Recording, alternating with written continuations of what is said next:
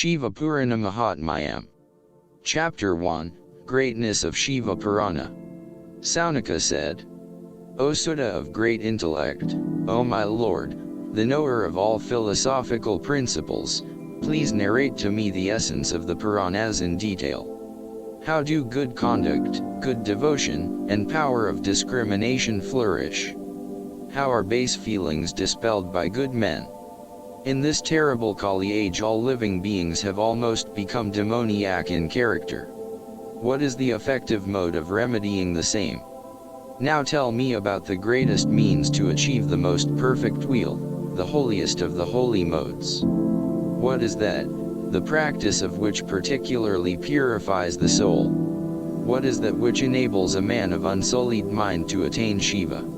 Sutta said, O foremost among sages, you are blessed indeed as you are desirous of hearing. Hence I shall ponder over the greatest of the sacred lore intelligently and tell you. O dear, listen to that divine panacea evolved out of all religious tenets, heightening true devotion and conducive to the pleasure of Shiva. It is destructive of the great fear of the python of Kala, death. O sage, it is the noble Shiva Purana formerly narrated by Shiva himself. For the benefit of the people in the age of Kali, the sage Vyasa has abridged it out of great respect for the sage Sanat Kumara on being instructed by him. O sage, there is nothing other than Shiva Purana for the purification of the mind, especially of the people of the Kali age. It is only the intelligent and the highly fortunate man who has accumulated great merits in his previous birth who will be drawn towards it. This Shiva Purana is the greatest and the noblest of the sacred lore. It is the form of Shiva and as such is to be served and realized in this world. By reading this and listening to it, the good man becomes very pious. By all means he instantly attains Shiva's region. Hence every endeavor of men to read this is desirable. Loving care to listen to it yields all desired results.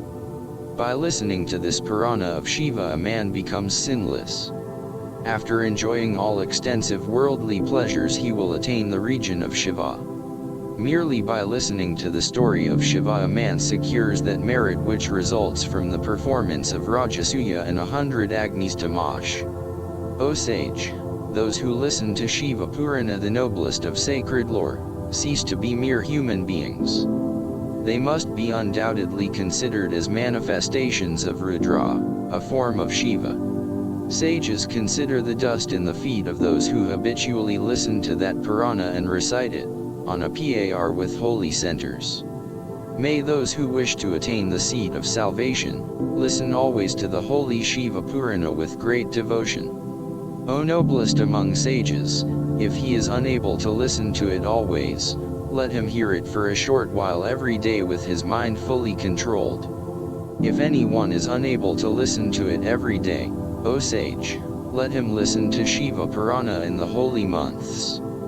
Those who listen to that Purana even for a muhurta, 48 minutes, half that period, 1/4 of that period or even for a moment will not suffer from mishaps. O Lord of sages, the man who listens to that Purana crosses the ocean of worldly existence after burning the great forest of karma, binding actions. O sage, the merit that accrues from all gifts and all sacrifices becomes stabilized after listening to Shiva Purana. Particularly in the age of Kali there is no greater virtue conducive to the achievement of liberation by men, O sage, than listening to Shiva Purana. There is no doubt in this that, listening to the Purana and reciting the names of Shiva is as efficacious as the kalpa tree in yielding one's desires. For the benefit of the evil-minded persons of the Kali age, bereft of virtuous conduct, Lord Shiva has produced the nectar in the form of Shiva Purana. A single man, the man who drinks nectar, becomes immortal and unaging. But the nectar of the divine story of Shiva, if drunk, makes the whole family immortal and unaging. The sanctifying story of Shiva Purana must always be resorted to, definitely so.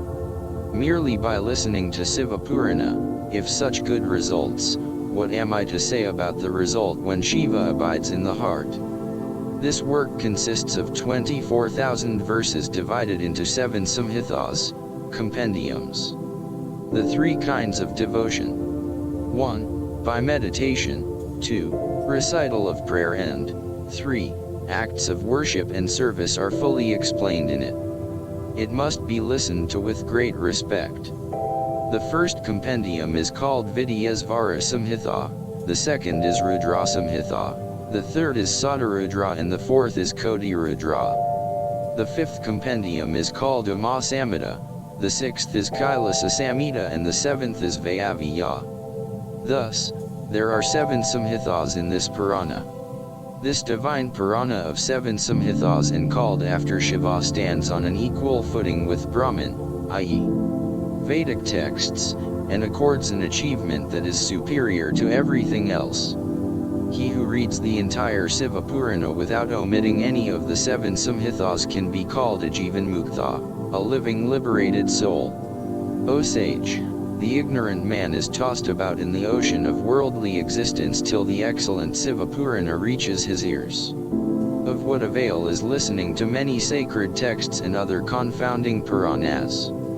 The Shiva Purana alone loudly proclaims its readiness to grant salvation.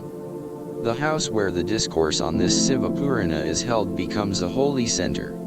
It destroys the sins of the inmates of the house. Thousands of horse sacrifices and hundreds of Vahapaya sacrifices do not merit even a 16th part of Shiva Purana. O best of sages, a sinner is called a sinner till the moment he hears Shiva Purana with great devotion. The holy rivers, Ganga, and others, the 7 sacred cities and Gaya can never be equal to Shiva Purana. If one wishes for the greatest of goals, liberation, one shall recite at least a stanza or even half of it from Shiva Purana.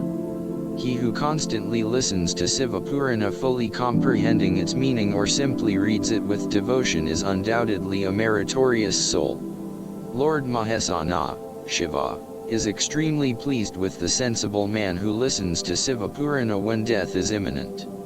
Lord Shiva accords him a seat in his own region. He who adores this Shiva Purana with great devotion enjoys in the world all desired objects and attains Shivaloka. Never slack in his devotion to the Shiva Purana. He who keeps this work well wrapped in a silk cloth will ever be happy. The holy Shiva Purana, the sole possession of a devotee of Shiva, should assiduously be resorted to by a person who desires for happiness here and hereafter. The holy Shiva Purana that accords the 4 aims of life, virtue, wealth, love, and salvation, must be heard and read with great devotion always.